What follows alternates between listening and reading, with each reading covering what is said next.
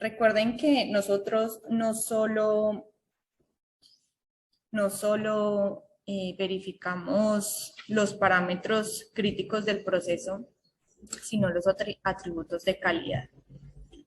¿Cuál es la diferencia? Los atributos de calidad de mi producto van a ser relacionados con las propiedades físicas, químicas, biológicas, microbiológicas de mi producto, las cuales, claro, que tengo que evaluar y cumplir con esas especificaciones predeterminadas. Y mis parámetros críticos del proceso, que son las variables que pueden afectar directamente mi producto.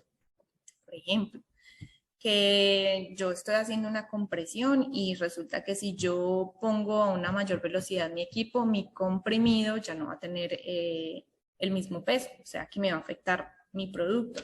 A eso me refiero con estos parámetros. Entonces, tanto parámetros críticos de proceso como atributos de calidad deben verificarse a lo largo de la validación. ¿Cuáles van a ser mis criterios de revalidación?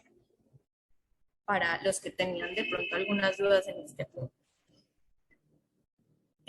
Cuando yo termino mi validación, como lo mencioné anteriormente, entonces definimos una revisión periódica, que es mi verificación continua. Establezco mis controles en proceso que voy a seguir haciendo a partir de esa validación, de acuerdo a los resultados obtenidos, y defino un tiempo en el cual voy a volver a revisar esos controles y verificar que me sigan cumpliendo y que estén controlados. Ahora, ¿por qué yo hago una revalidación? Supongamos que yo hice mi validación, pero al año resulta que tuve un cambio en el proceso y ya no voy a hacer una granulación húmeda, sino que voy a hacer una granulación seca. Pues, queridos compañeros, les comento que ahí es donde necesitamos hacer una revalidación. Cuando tengo cambios en el proceso, cuando tengo cambios de equipo, cuando tengo un cambio de área, cuando tengo un cambio de tamaño de lote, por ejemplo, resulta que yo validé mi tamaño de lote más grande, que eran 500.000 unidades, hice el bracketing, perfecto. Pero después del año se fabricó un lote de 800.000. Debemos validar este nuevo tamaño de lote porque no tenemos la seguridad de que a ese nuevo tamaño de lote nos siga funcionando el proceso y nos dé los mismos resultados. Entonces debemos hacer la revalidación y la verificación nuevamente de que este proceso a un mayor tamaño de lote nos va a cumplir con las especificaciones. Si cambiamos nuestro método de valoración, revalide. ¿Por qué? Porque no tengo cómo verificar y constatar que ese nuevo método me funcione de la misma manera. Listo, vámonos con la estructura del informe de validación de procesos. Entonces, ¿qué debe tener el informe? Inicialmente una codificación, un listado de firmas de responsables, una fecha de aprobación, porque en esa fecha yo me baso cuando defino mi verificación continua. Mi introducción, están mis objetivos con su alcance, mis prerequisitos ya definidos. Entonces, hago uso de 5 equipos, mis 5 equipos con sus 5 códigos, sus 5 fechas vigentes de calificación. Asimismo, para los sistemas de apoyo crítico, para el software, defino mi software, identifico el software, doy mi fecha de vigencia de validación.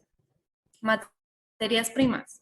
Ahí va la pregunta que estábamos hablando hace un momento, y es, claro, necesito adjuntar mis certificados de análisis, hice uso de esta materia prima, tengo este certificado de este material de envase con sus certificados para los 3 lotes, para cada lote. ¿Listo?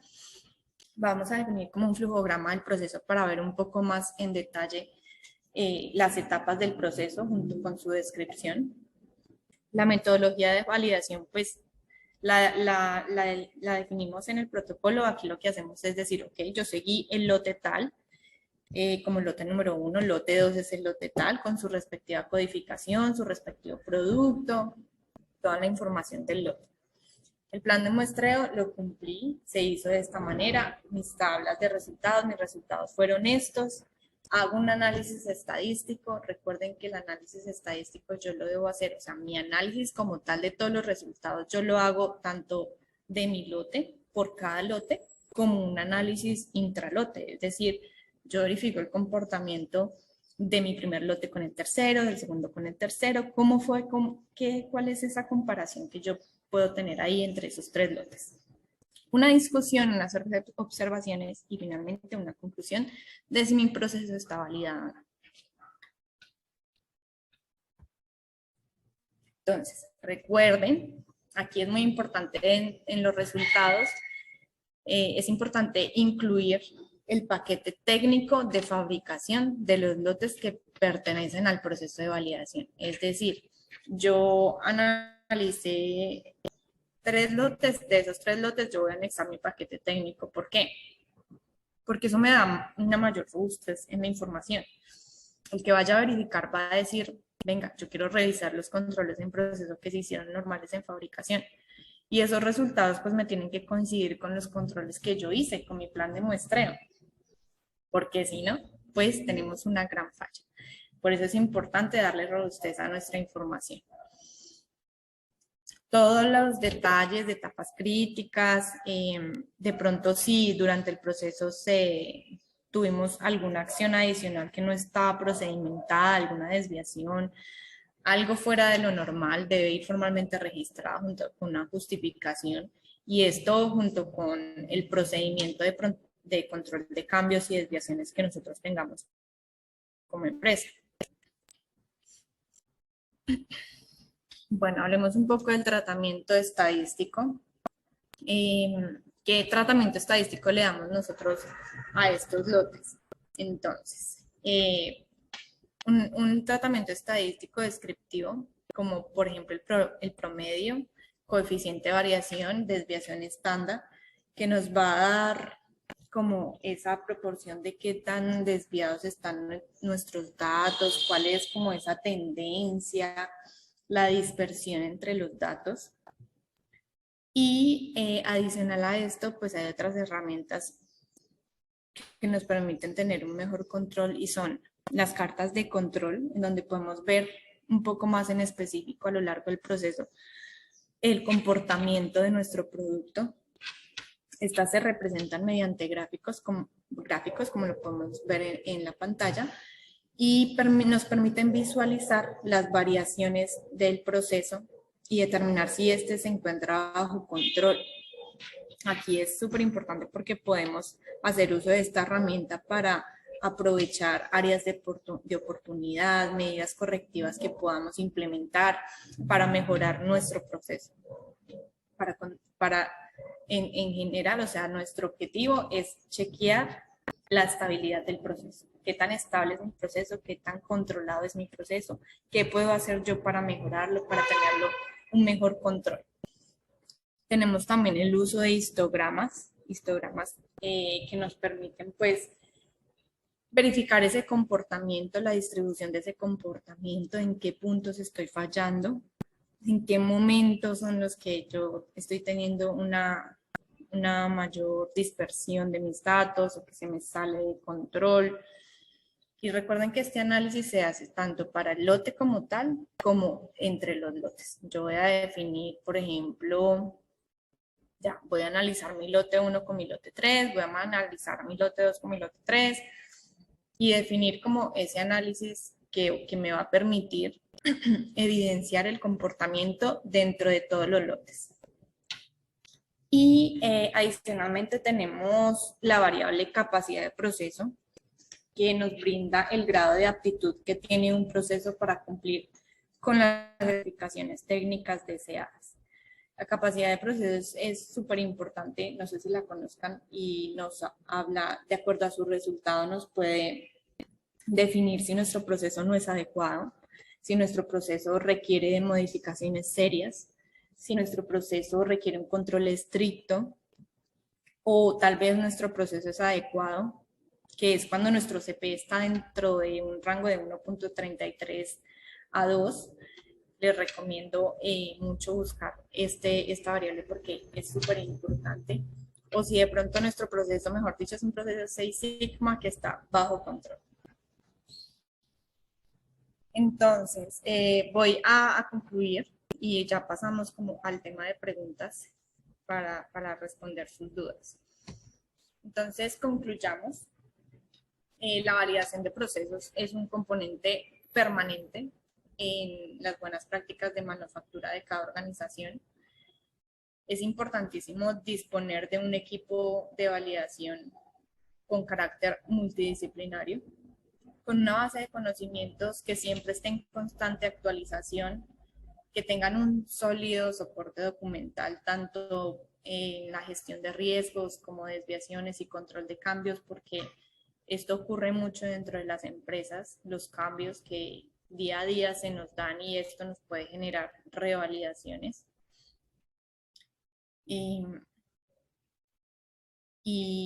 bueno, recuerden que la validación de procesos son 3 etapas en la que previamente hacemos un diseño, lo verificamos, lo establecemos, evaluamos todos nuestros parámetros, definimos cómo va a ser nuestro proceso, lo evaluamos a una escala piloto y pasamos a hacer una verificación a escala de tamaño industrial. Y finalmente, si nuestro proceso cumple, pues nos vamos a la etapa de verificación continua. Recuerden que el éxito de la validación de procesos consiste en nunca bajar la guardia porque es un proceso cíclico y una vez alcanzado el estado validado para todos los procesos, pues debemos seguir en un constante control. Entonces el éxito está en siempre seguir ese control y no dejar que porque ya tenemos una validación, una calificación, la olvidemos. Todo requiere un control constante. Entonces voy a revisar las preguntas. A ver cómo les fue. Temi nos pregunta con la cantidad de lotes que deben seleccionarse para la validación. También depende de la gestión de riesgos. Las guías nos hablan de mínimo 3 lotes. 3 lotes a tamaño industrial y consecutivos. Esto también basado en una gestión del riesgo, claro. Las capacidades, Laura, las capacidades de la capacidad de proceso se evalúa tanto del lote como intralote. ¿Cómo se debe comparar? Ya eso es un tema estadístico ahí que no nos podemos ir a fondo en este momento, pero sí les recomiendo que busquen la información y van a encontrar bastante información acerca de eso. Todo el tema estadístico, hay muchas herramientas y mucha información que pueden encontrar para determinar los límites de acción, para determinar criterios, para el manejo del CP. Nos pregunta Laura, ¿la capacidad de proceso solo se debe realizar CP o también CPK?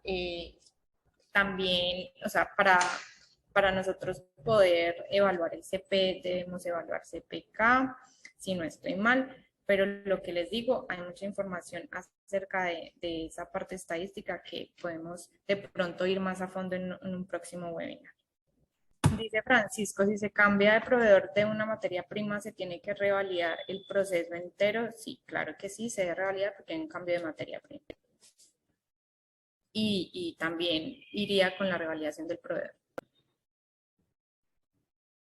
Nos dice Rosa, en la validación de proceso, por ejemplo, si tenemos 2 granuladores con las mismas características, pero diferente código de equipo y se realizan 2 lotes en uno y uno en otro, ¿es posible sustentar la validación de proceso?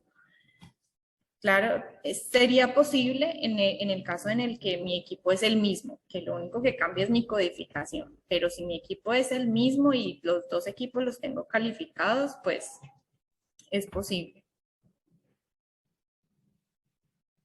Pero de todas maneras son 3 lotes, sí o sí. Pueden ser 2 en un equipo o 1 en otro, como ustedes lo puedan definir, pero sí o sí 3 lotes. Jessica nos pregunta, ¿es necesario que se incluya el certificado analítico de los 3 lotes de producto terminado? Claro que sí, el producto terminado es súper importante.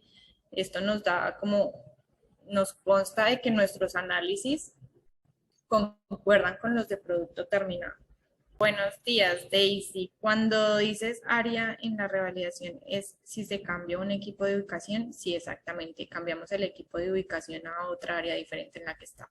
Ya eso nos va a determinar una revalidación. Si hay cualquier cambio mínimo que nosotros tengamos, en el proceso nos va a generar una revalidación completa de todo el proceso. ¿Listo? No sé si tengan de pronto alguna otra pregunta. Estas son muchas preguntas, se me van pasando. Pasamos a unas 3 preguntitas más y concluimos el webinar. Perfecto, listo. Muchísimas gracias, Daniela. Bueno, entonces vámonos con 3 preguntas. Gloria nos pregunta, ¿no aplicaría un adendum? Claro, hay ocasiones y depende, se requiere un análisis para verificar de pronto qué tipo de cambio me puede generar un adendum. En algunas ocasiones sí se usa, si son cambios muy mínimos, pero si son cambios que me afectan directamente el proceso, sí o sí voy a tener que revalidar. Es muy importante analizar aquí ese tipo de cambios, los que podemos generar un adendum o los que ya nos significarían una revalidación. Nos dice Sergio, si cuento con 3 proveedores para el suministro de cada excipiente, ¿tendría que validar los diferentes escenarios? Claro que sí. Recuerden que la validación o la evaluación de nuestros proveedores es muy importante. Y 2, si son excipientes diferentes en cuanto a su certificado de análisis, yo puedo revisar los certificados de análisis y verificar cuál es la variabilidad que hay entre un excipiente y otro. Y de esta manera, pues, definir si los puedo agrupar, si no los puedo agrupar o si evalúo por cada excipiente. ¿Listo? Ahí todo va en que ese análisis, es el análisis que yo le dé a todo mi proceso es fundamental y que cuente con lo que les comenté, un equipo multidisciplinario que me permita evaluar todas las posibilidades. Vámonos con una última pregunta. Nos dicen, si yo valido 3 lotes y en los 3 obtengo tiempos diferentes, ¿la validación la puedo dejar con el mayor tiempo o debería volver a validar tiempos diferentes? ¿A qué te refieres, Dayan? Tiempos diferentes. No sé si te refieres de pronto a alguna especificación de tiempo, pero si nosotros tenemos una especificación de tiempo, deberemos tener un rango del cual no nos podemos salir. Entonces te refieres a esa parte. Bueno, pues les agradezco, se nos queda un poco de corto el tiempo, sin embargo, pues recuerden que estamos para servirles, para colaborarles en lo que necesiten. Comuníquense con nosotros para poder resolverle todas las dudas que tengan. Y nada, muchísimas gracias a todos los participantes, a los que se unieron, muchas gracias por unirse en este webinar.